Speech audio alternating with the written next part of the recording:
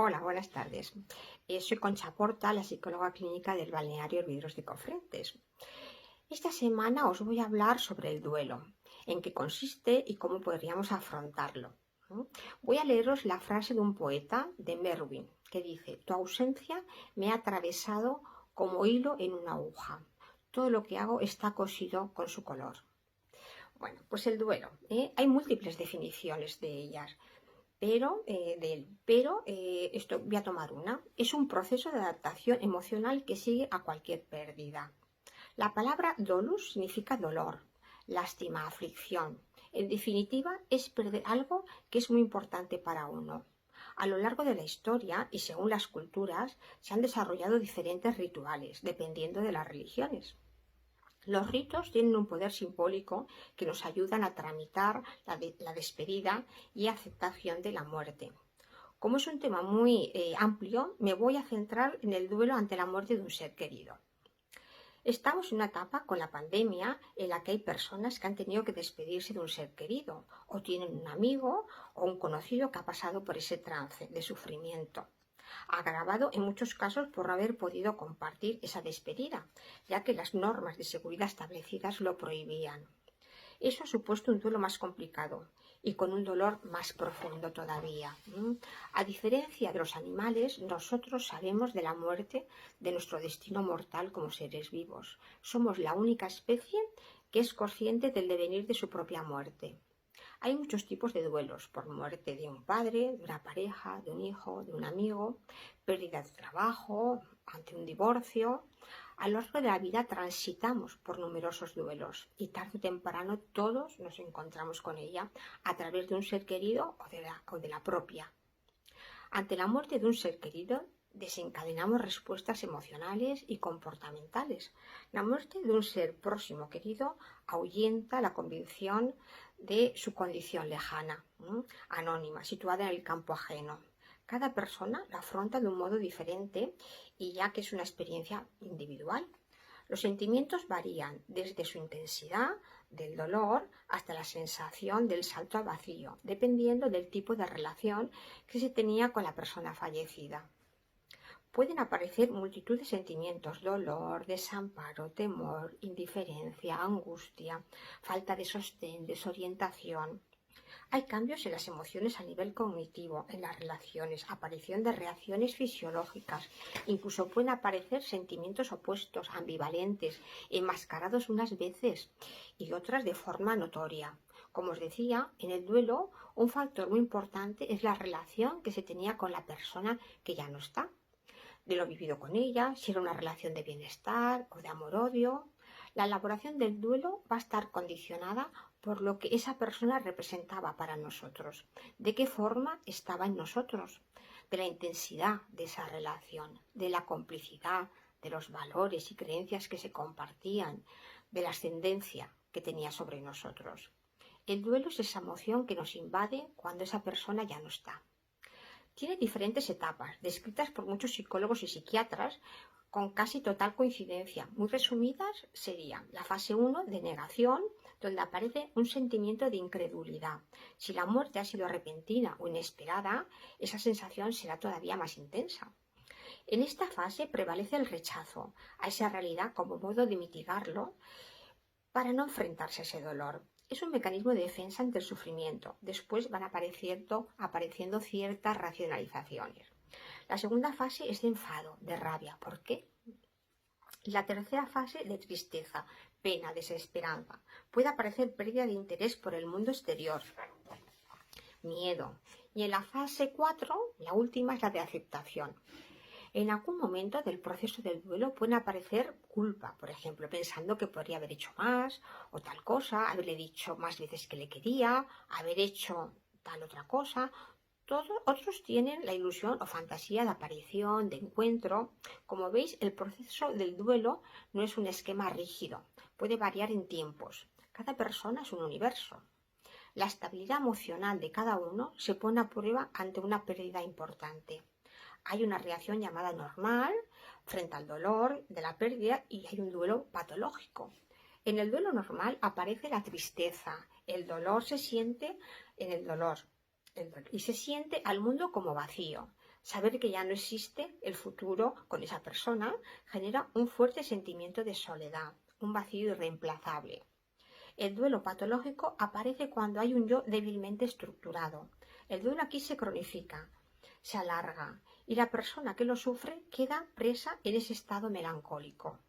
En este tipo de duelo no es el mundo, sino uno mismo quien se ve vacío y no puede salir de ese estado. Ante la muerte del otro subyace la idea de la propia muerte. Nos recuerda que esta es inherente al ser humano, que compartimos ese destino. Todos tenemos un tiempo limitado de permanencia y su llegada es algo irreversible. Tendemos a clasificar la vida asociándola con el concepto tiempo, pasado, presente, futuro, y la muerte la solemos ubicar siempre en ese tercer tiempo. Ahí situamos la frontera que da inicio a la inexistencia. Pero sabemos que no tiene por qué ser así. De ahí la importancia de disfrutar del presente, de lo que se tiene. El deseo de continuidad también puede aparecer de diferentes formas. Unas como con la negación de la muerte, una manera de negar la muerte o el deseo de apartarla, por ejemplo, es el empeño casi obsesivo de permanecer siempre joven, buscando interminables operaciones, por ejemplo, de estética, con la fantasía de que si no se envejece, pues tampoco se encuentra uno con ella.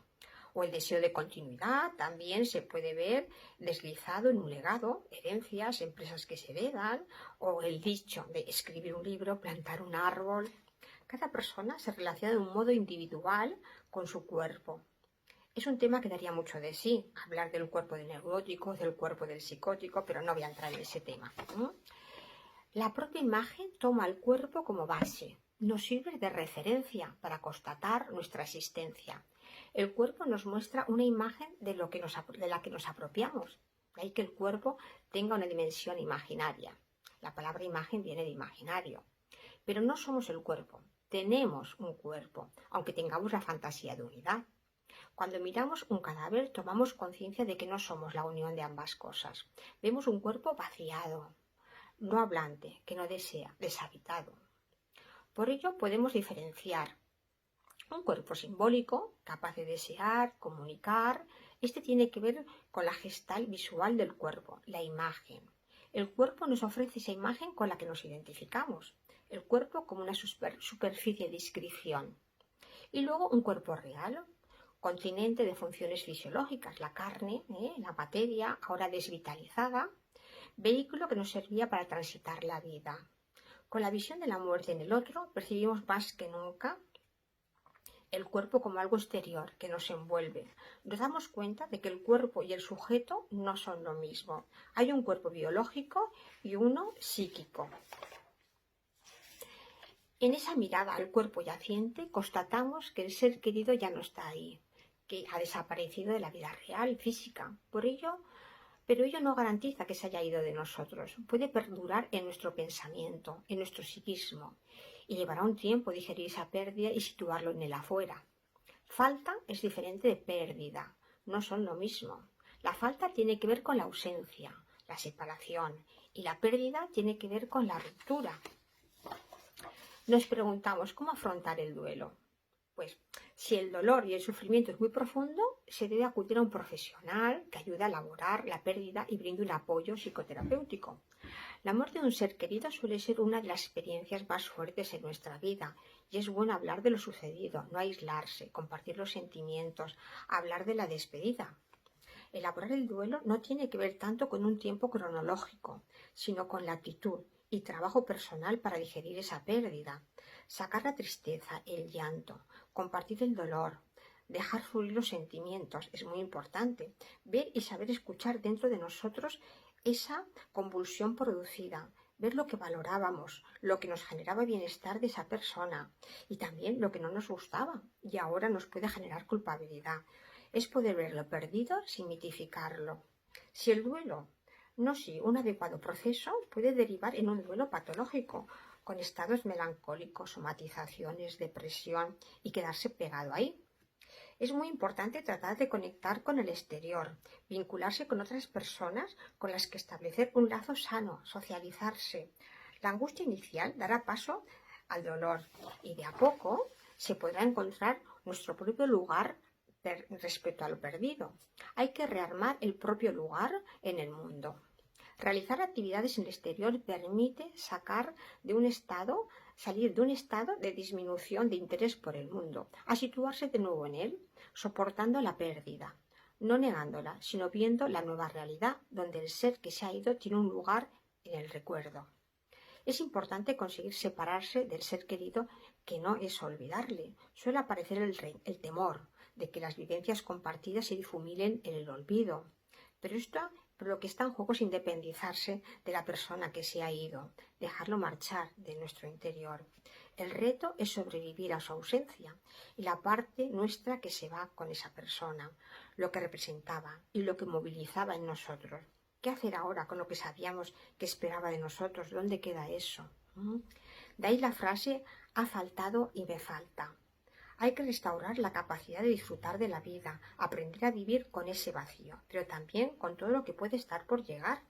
Pero para ello llega y es necesario subjetivizar el duelo, encontrar una significación acerca de la pérdida que hemos sufrido en nosotros, ¿no?, mismos.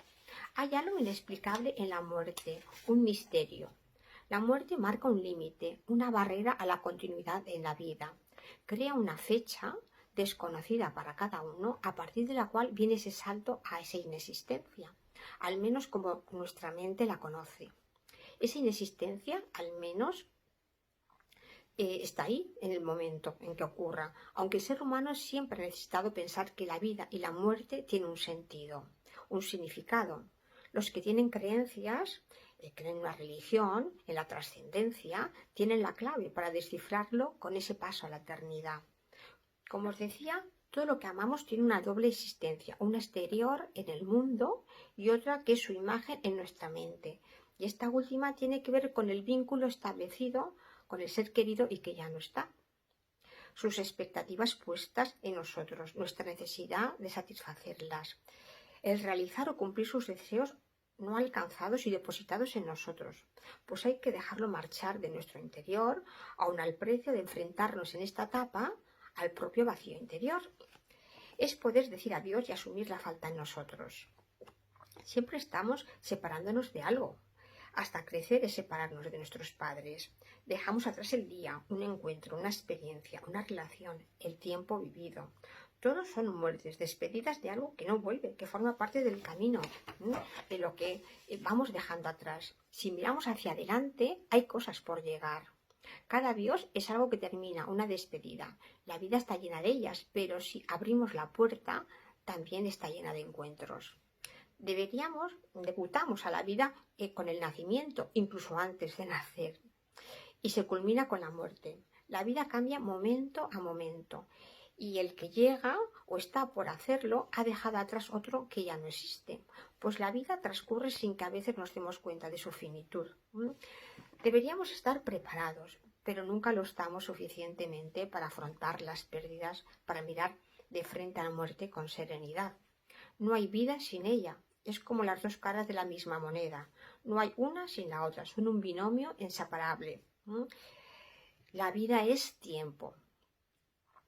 Bueno, pues voy a deciros una frase que escuché en un documental, que ahora no recuerdo de quién es, pero que me gustó mucho, que me cautivó. Dice: nuestro universo le da a la vida solo un momento para que brille, un paraíso en el tiempo, como una microfracción durante la cual la vida es posible.